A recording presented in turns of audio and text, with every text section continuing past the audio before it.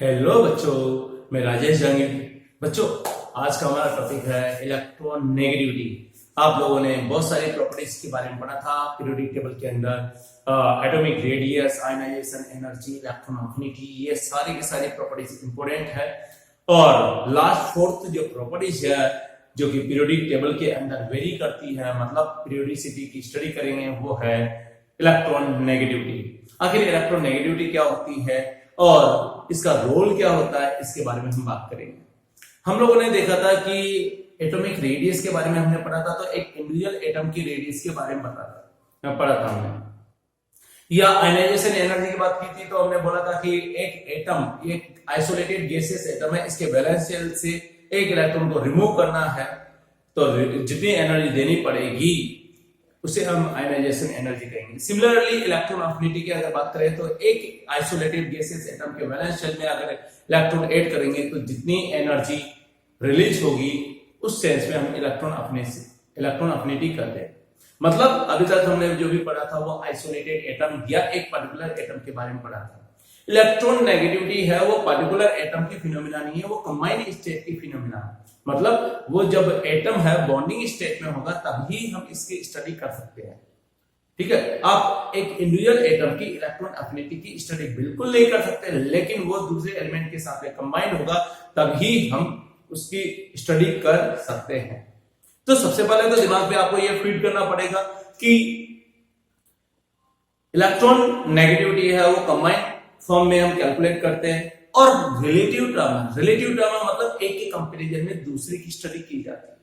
तो ये वाला पॉइंट आपके दिमाग में रखना पड़ेगा। तो स्टार्ट करते हैं इलेक्ट्रॉन नेगेटिविटी। आपने देखा कि यहां पर मैंने बोला कि एक एटम ए है और दूसरा एटम बी है, इसके साथ में ये क्या कर रहे हैं, बॉन्ड बना रहा है। मैं ए एटम का बी एटम के साथ में बॉन्डिंग की मैं बात करूंगा। आपने देखा कि यहां पर ये बॉन्ड बना लेता है, इस तरह से बॉन्ड बनाता है। हमने देखा कि यहाँ पर बॉन्ड के अंदर दो इलेक्ट्रॉन यहाँ पर यूज में आएंगे, क्योंकि एक इलेक्ट्रॉन है वो ए एटम देगा, दूसरा है बी है वो भी एक इलेक्ट्रॉन देगा। तो मैं ऐसा कर सकता हूँ कि ए एंड बी के बीच में इस तरह से ये बॉन्डिंग हुई है और बॉन्ड बन गया है। तो ये बॉन्डिंग हुई है, बॉन्ड बन गया। अब क्या करें, यहाँ पर इलेक्ट्रॉन नेगेटिविटी क्या होती है, ये बॉन्डिंग फिनोमेना में ही इसको एक्सप्लेन किया जाता है। बॉन्डिंग इलेक्ट्रॉन को अपनी तरफ अट्रैक्ट करने की जो टेंडेंसी होती है उसे हम क्या कहेंगे, इलेक्ट्रॉन नेगेटिविटी कहेंगे। ए एटम है, ए एटम इस बॉन्डिंग इलेक्ट्रॉन को कितने पावर के साथ में खींच पाता है उसे हम कहेंगे ए की इलेक्ट्रॉन नेगेटिविटी। बी एटम है, इस बॉन्डिंग इलेक्ट्रॉन को अपने तरफ कितनी पावर के साथ में अट्रैक्ट कर सकता है उसे कहेंगे बी की इलेक्ट्रॉन नेगेटिविटी। तो मैं ऐसे कर सकता हूं, this is calculated only in bonding state वाला समझिए, बॉन्डिंग स्टेट में हमें ध्यान में रखना पड़ेगा। अब इसको डिफाइन करते हैं। डिफाइन कैसे कर सकते हैं, आपने देखा यहां पर इलेक्ट्रोनेगेटिविटी की जो डेफिनेशन होगी वो हम लेते हैं। क्या होगा डेफिनेशन, हम यहां पर देंगे सिंपल सी डेफिनेशन। मैंने अभी थोड़ी देर पहले बोला कि बॉन्डिंग स्टेट में ही हम इसको कैलकुलेट करते हैं। मतलब मैं ऐसे कर सकता हूं कि शेयरिंग इलेक्ट्रॉन को, शेयरिंग मतलब बॉन्ड फॉर्मेशन में इन्वॉल्व इलेक्ट्रॉन की हम बात करेंगे। तो शेयरिंग इलेक्ट्रॉन को अपनी तरफ अट्रैक्ट करने की जो टेंडेंसी होती है उसे ही हम कहेंगे इलेक्ट्रॉन नेगेटिविटी। तो मैं कहूंगा यहां पर या electron negativity, tendency to attract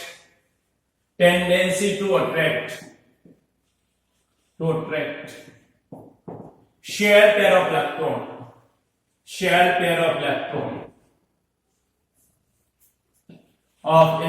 is called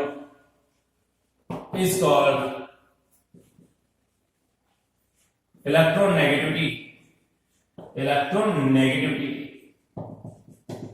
bonding electron को या शेयरिंग इलेक्ट्रॉन को अपनी तरफ अट्रैक्ट करने की जो पावर होती है उसे हम क्या कहेंगे, इलेक्ट्रॉन नेगेटिविटी कहेंगे। यानी अगर सपोज करो कि ए ज्यादा पावर के साथ में खींच रहा बी को, बी के कंपैरिजन में इन बॉन्डिंग इलेक्ट्रॉन को, तो मैं कहूंगा ए की इलेक्ट्रॉन नेगेटिविटी ज्यादा है। तो जितनी पावर से जो ज्यादा खींचता है उसकी इलेक्ट्रॉन नेगेटिविटी उतनी ज्यादा होती है। तो हमने देखा कि यार बी के कंपैरिजन में ए ज्यादा खींच रहा है, इसका मतलब मैं ऐसे कर सकता हूं कि यहां पर जो है वो ए की इलेक्ट्रॉन नेगेटिविटी डी से ज्यादा है। तो रिलेटिव फिनोमेना, डी के कंपैरिजन में हम ए की इलेक्ट्रॉन नेगेटिविटी की बात कर सकते हैं। तो मैं लिखूंगा this is a relative phenomena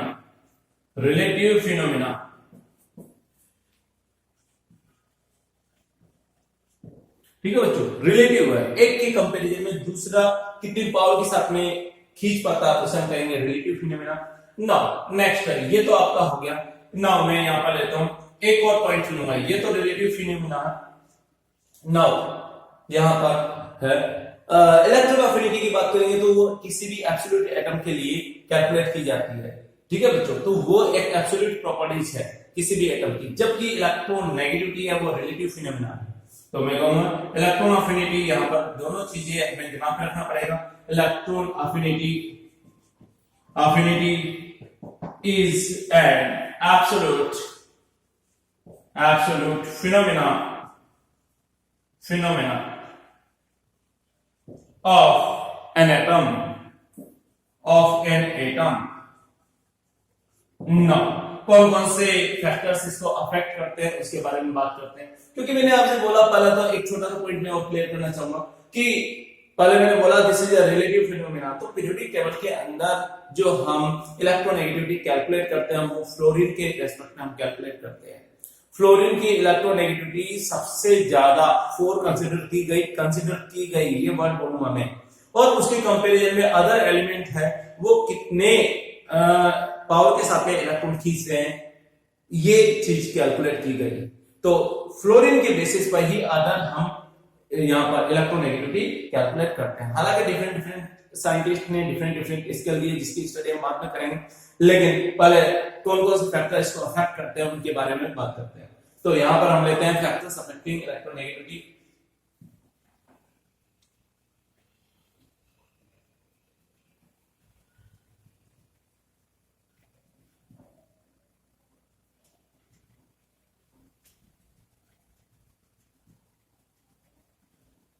factors affecting electronegativity, ये हमारा टॉपिक है। आप लोगों ने पढ़ा होगा यार कि जेड इफेक्टिव लेफ्ट राइट जाने पर बढ़ता जेड इफेक्टिव क्या होता है? नेट न्यूक्लियर चार्ज, जो कि किसी भी वैलेंस शेल के इलेक्ट्रॉन को अपने तरफ अट्रैक्ट करने के लिए रेस्पॉन्सिबल होता है, उसे हम जेड इफेक्टिव कहते हैं। ठीक है बच्चों, इसके अंदर सारे के सारे फैक्टर्स आ गए, स्क्रीनिंग कांस्टेंट आ गया, सब कुछ आ गया। तो आप ऐसे तो सकते हो कि जिसका जेड इफेक्टिव की वैल्यू ज्यादा होगी उसके लिए यहां पर फोर्स ऑफ अट्रैक्शन की वैल्यू ज्यादा होगी, और ऐसे में फोर्स ऑफ अट्रैक्शन, क्योंकि ये इलेक्ट्रोनेगेटिविटी भी फोर्स ऑफ अट्रैक्शन को ही रिप्रेजेंट करती है, तो आप लोगों ने देखा होगा कि जिसका फोर्स ऑफ अट्रैक्शन ज्यादा होगा उसी के लिए हम बात करेंगे इलेक्ट्रोनेगेटिविटी की वैल्यू भी ज्यादा होगी। ऐसा हम कर सकते हैं बच्चों, जिसका फोर्स ऑफ अट्रैक्शन ज्यादा उसकी इलेक्ट्रोनेगेटिविटी ज्यादा होगी, यह हमें दिमाग के अंदर रखना होगा। तो चलिए स्टार्ट करते हैं। सबसे पहले फैक्टर्स अफेक्टिंग में यस जेड इफेक्टिव हम यहां पे यूज में नहीं, क्या बच्चों? Z effective. तो पहला है फैक्टर यानी factors affecting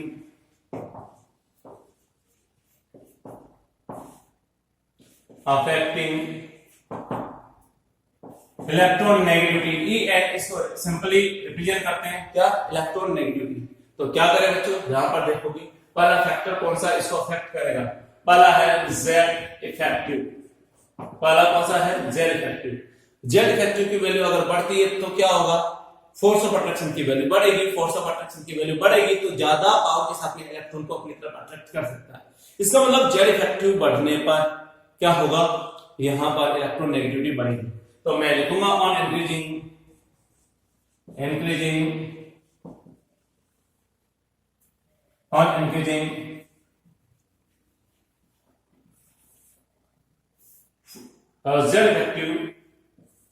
Z effective force of attraction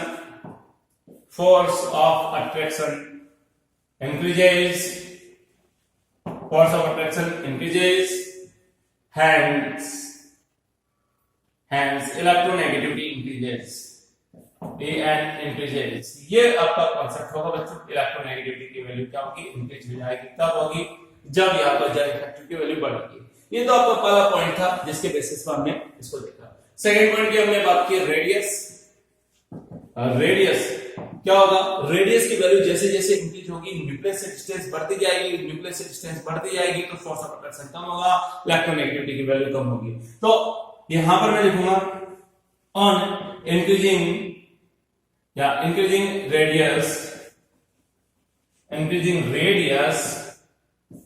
radius, क्या होगा, फोर्स ऑफ अट्रैक्शन डिक्रीज होगा, और फोर्स ऑफ अट्रैक्शन डिक्रीज होगा, हैंस मैं ऐसा कर सकता हूं जेड इफेक्टिव क्या होगा, डिक्रीज होगा। ठीक है बच्चों, ये आपका हो गया। थर्ड पॉइंट की अगर हम बात करें तो थर्ड पॉइंट क्या होगा, ये जेड इफेक्टिव हो गया, ये रेडियस हो गया ना। थर्ड पॉइंट हम लेते हैं यहां पर poor shading effect of f orbital.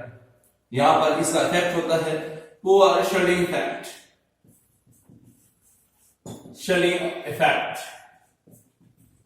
Of f orbitals, यार देखो poor shading effect of f orbitals की बात करें, यार एक बात बताओ कि मैं ऐसा कर सकता हूं कि जैसे एफ ऑर्बिटल का पुअर शेडिंग इफेक्ट बढ़ेगा, वैसे वैसे क्या होगा, जेड इफेक्टिव की वैल्यू बढ़ेगी, जेड इफेक्टिव की वैल्यू बढ़ेगी। तो ऐसी सिचुएशन में मैं कह सकता हूं कि इलेक्ट्रोनेगेटिविटी बढ़ेगी। तो पुअर शेडिंग इफेक्ट बढ़ने, मतलब पुअर शेडिंग इफेक्ट होने का मतलब है जेड इफेक्टिव बढ़ना। तो मैं यहां पर लिखूंगा, यहां पर due to poor shading effect, due to poor shading effect, poor shading effect, due to poor shading effect, Z effective increases, hence Z effective increases, hence electronegativity increase।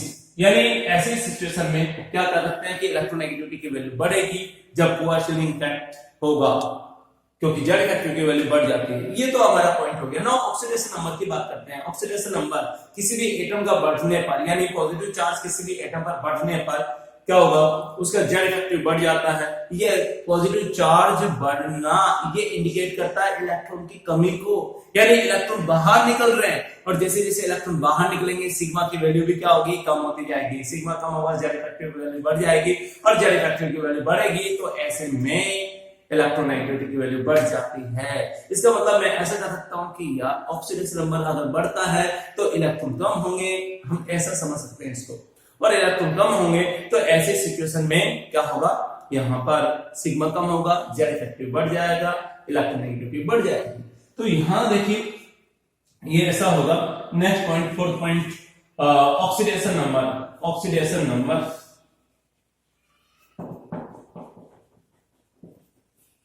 Oxidation number क्या लिखूंगा, on increasing oxidation number, oxidation number ये आपका हो गया on increasing oxidation number, electronegativity increases. मैं ऐसा कर सकता हूं, इलेक्ट्रोनेगेटिविटी इंक्रीजेस। बहुत अच्छा कॉन्सेप्ट है, ये इसको हमें समझना पड़ेगा, ये हमारे काम का काम में रहेगा। तो यहां मैं कहूंगा fifth point, next, S character in bond, S character in bond क्या होगा, एस कैरेक्टर। आप लोगों ने देखा होगा कि यहां पर दो एटम है, अगर सिंगल बॉन्ड के साथ बॉन्डेड है तो वहां पर एस कैरेक्टर अलग होगा, डबल बॉन्ड होगा तो एस कैरेक्टर अलग होगा, और ट्रिपल बॉन्ड होगा तो एस कैरेक्टर अलग होगा। मैं ऐसा कर सकता हूं कि s character is related with hybridization. आखिर हाइब्रिडाइजेशन क्या होता है, इसकी स्टडी तो हम अगले टॉपिक में केमिकल बॉन्डिंग में करेंगे, लेकिन कैसे कैलकुलेट करते हैं यहाँ पर सिंपल कंपाउंड में, वो जरूर मैं आपको बताऊंगा। तो यहां पर मैं ऐसा कर सकता हूं, ऑन पहले तो स्टेटमेंट लिखूंगा, on increasing S character en increases, ठीक है ना, on increasing S character en increases, ठीक है ना, इंक्रीजेस ये बात होगा, यानी एस कैरेक्टर की वैल्यू हम बढ़ा देते हैं। यहाँ अब बढ़ाओ एस कैरेक्टर की वैल्यू कैसे बढ़ाते हैं, चलिए यहां पर मैं आपको थोड़ा सा बता देता हूं। अगर दो एटम के बीच के अंदर, दो एटम के बीच में अगर सिंगल बॉन्ड है, सारे के सारे सिंगल बॉन्ड है, तो हाइब्रिडाइजेशन हम आसानी से निकाल सकते हैं, क्योंकि सिंगल बॉन्ड के जितने नंबर होंगे वही हाइब्रिडाइजेशन को शो करता है। ऐसी सिचुएशन में क्या होगा बच्चों, यहां पर हमेशा ध्यान रहे कि यहाँ डबल बॉन्ड कैरेक्टर है और इस वाले केस में ट्रिपल बॉन्ड कैरेक्टर है, तो ऐसे में एस कैरेक्टर की बात हम करेंगे। कैसे कर सकते हैं एस कैरेक्टर की बात, यहां पर देखो पहले हाइब्रिडाइजेशन क्या होगा ये निकालते हैं। हाइब्रिडाइजेशन होगा बच्चों, यहाँ पर ईच एटम की बात कर सकते हैं। यहाँ पर सिग्मा बॉन्ड 1 2 3 4, सिग्मा बॉन्ड को कैलकुलेट करके आराम से हाइब्रिडाइजेशन निकाल सकते हैं, क्योंकि यहाँ पर 4 है। तो आपने पढ़ा था एटॉमिक स्ट्रक्चर के अंदर कि एक तो s ऑर्बिटल होता और p ऑर्बिटल 3 होते हैं, यानी 4 में से एक ही तो s ऑर्बिटल होगा और p क्या होंगे आपके 3p ऑर्बिटल होंगे। तो हाइब्रिडाइजेशन हो जाएगा sp3। इसका अगर कैलकुलेट करेंगे तो सिग्मा बॉन्ड का काउंट करो 1 2 3। मल्टीपल बॉन्ड होता है जैसे डबल बॉन्ड ट्रिपल बॉन्ड, आपको नजर आ रहा है 2 लाइन नजर आ रही है 3 लाइन नजर आ रही है, तो उसे डबल बॉन्ड या ट्रिपल बॉन्ड कहेंगे। यहाँ पर क्या होगा 1 2 3 यहाँ पर सिग्मा बॉन्ड होंगे। तो ऐसी सिचुएशन में हाइब्रिडाइजेशन हो जाएगा, s होगा इसी और बचे हुए p हो जाएंगे, यानी s 1 होगा p 2 होंगे, यानी sp2 हाइब्रिडाइजेशन होगा। इसके बाद करें एक क्या होगा 2 होगा तो ऐसी सिचुएशन में sp हाइब्रिडाइजेशन हो गया। मैं ऐसे कहूंगा s कैरेक्टर क्या होगा भाई, s कैरेक्टर की जो वैल्यू होगी निकालते हैं। क्या होगा, s ऑर्बिटल है वो है 1p ऑर्बिटल, 3 टोटल 4 हो गया, यानी 4 में से एक s ऑर्बिटल हो गया। 4 में से एक है मतलब 1/4 into 100, ये आपका होगा 25% s कैरेक्टर होगा। और आप क्या करते हो, यहाँ पर होगा 1/3, टोटल ऑर्बिटल 3 और इसमें से एक s है, तो आप ऐसे कर सकते हो कि यहाँ पर 33.33% होगा। सिमिलरली अगर इसका कैलकुलेट करते हो तो क्या होगा 1/2 into क्या होगा 100, आपका हो गया कि यहाँ पर 50% s कैरेक्टर होंगे। यस यार, मैं ऐसा कर सकता हूँ, आप इस चीज को समझ सकते हैं कि इधर से इधर जाने पर 25 से 33% और 33 से 50%, यहाँ पर s कैरेक्टर की वैल्यू बढ़ रही है तो en की वैल्यू बढ़ेगी। तो मैं यहाँ से यहाँ पर जाने पर मैं एक वर्ड लिखूंगा, s कैरेक्टर बढ़ेगा। क्या बढ़ेगा, s कैरेक्टर बढ़ेगा तो en की वैल्यू भी बढ़ जाएगी। s कैरेक्टर बढ़ेगा तो en की वैल्यू बढ़ेगी। यानी सबसे ज्यादा इलेक्ट्रोनेगेटिविटी है ट्रिपल बॉन्डेड कार्बन की, फिर डबल बॉन्डेड कार्बन, फिर सिंगल बॉन्डेड कार्बन, हम ऐसा ले सकते हैं। यहाँ पर देखिए बच्चों, नेक्स्ट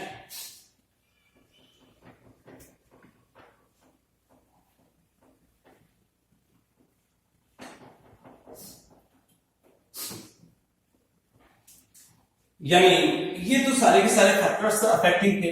जिस तरह से इलेक्ट्रोनेगेटिविटी वैल्यू होती है उस तरह से हम कर सकते हैं कि ये सारे के सारे फैक्टर इलेक्ट्रोनेगेटिविटी को अफेक्ट करेंगे ही करेंगे। ओके बच्चों, यहां पर हम ऐसा ले सकते हैं।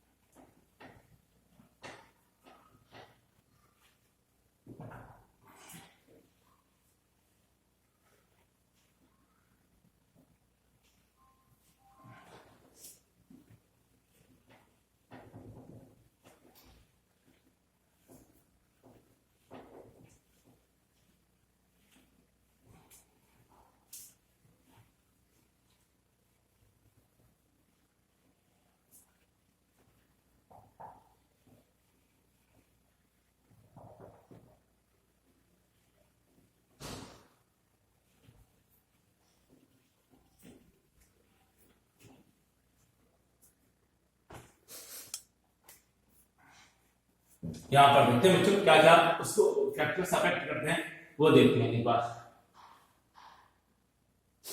तो पहला है हमारा यहाँ पर फैक्टर्स तो कंप्लीट हो गया। नाउ पीरियोडिसिटी इन पीरियोडिक टेबल, तो कैसे लिखेंगे यहाँ पर देखो, पीरियोडिसिटी इन पीरियोडिक टेबल।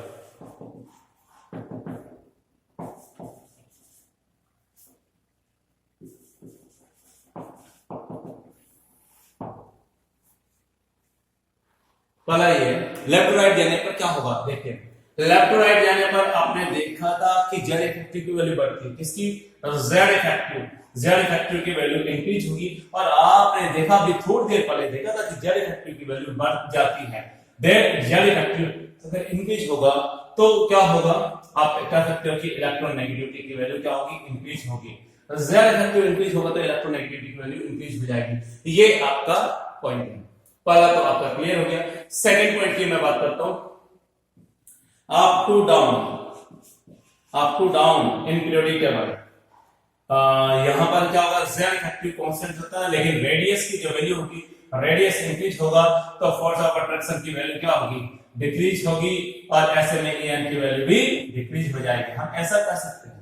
तो ये दो तरह के ट्रेंड यहां पर वेरी करते हैं। तो हम देखते हैं कौन कौन सा है, एग्जांपल्स हम लेते हैं इसके बेस्ट वे में।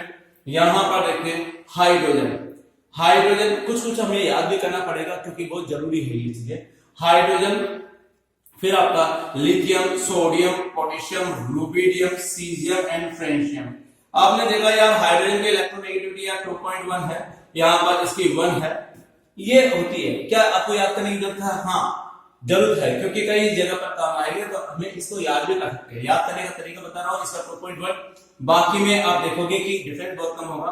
1 0.9, सोडियम का 0.9 हो गया, यहाँ पर 0.8 हो गया, और यहाँ पर भी 0.8 अप्रोक्सीमेट दोनों की इक्वल होती है। सीजियम की 0.7 एंड फ्रेंशियम की भी 0.7। आप ऐसे ले सकते हो। यहाँ पर इस तरह से हम इलेक्ट्रोनेगेटिविटी को देख सकते हैं कि पहले तो 2.1 थी, उसके बाद में 1, फिर 0.1 का डिफरेंस, फिर 0.1 का, फिर कांस्टेंट, फिर 0.1 का डिफरेंस, फिर कांस्टेंट। इस तरह से हम इसको देख सकते हैं। चलिए, लिथियम, बेरिलियम, बोरॉन फैमिली की हम बात करेंगे। Boron, carbon, nitrogen, oxygen, fluorine, ये आपका होगा। नोबल गैस की इलेक्ट्रॉन नेगेटिविटी होती है क्योंकि वो बॉन्डिंग में पार्टिसिपेट नहीं लेती है, इसलिए थ्योरेटिकली हम जीरो मानते हैं। थ्योरेटिकली नोबल गैस की इलेक्ट्रोनेगेटिविटी जीरो।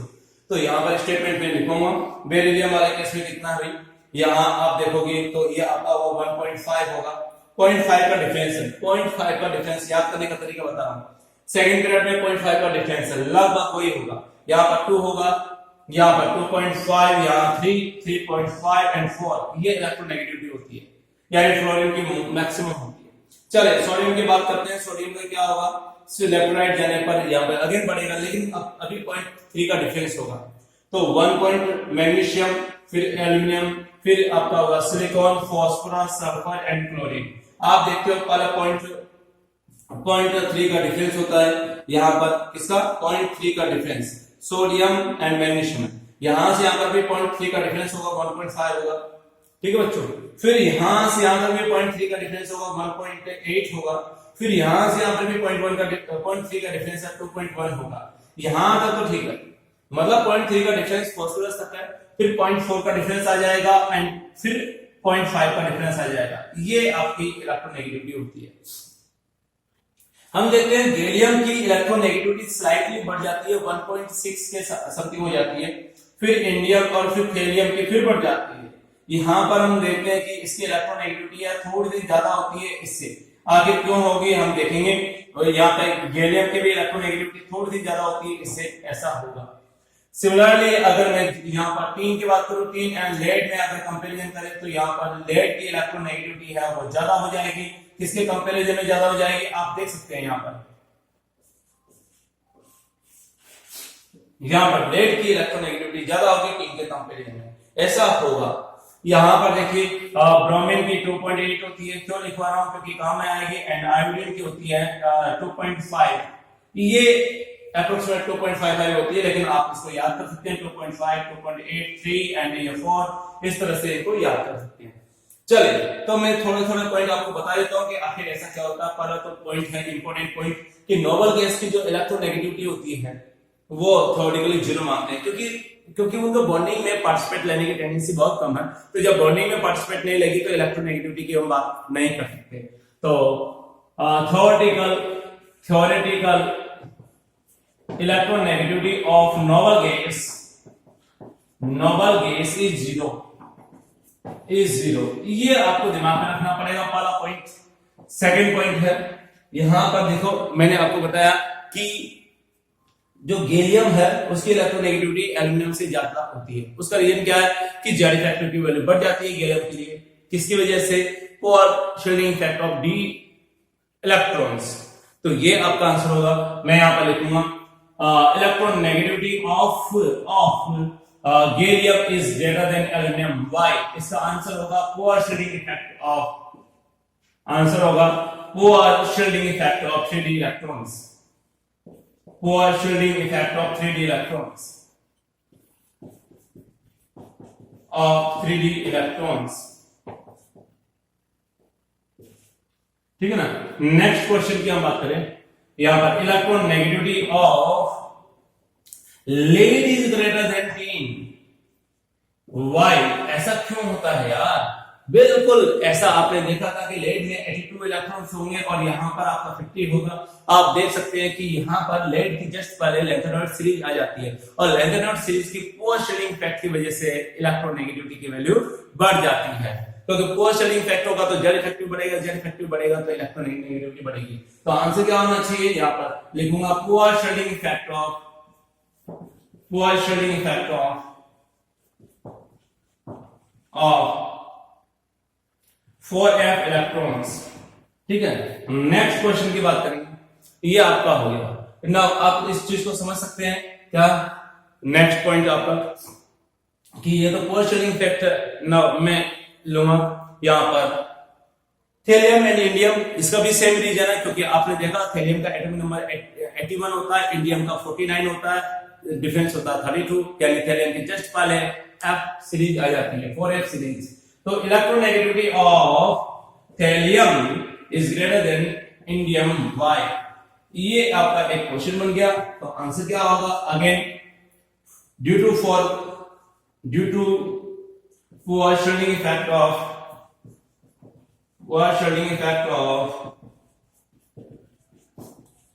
4f electrons. ठीक है बच्चों, ये आपका रहेगा। इस वजह से हम इसका आंसर इस तरह से दे सकते हैं।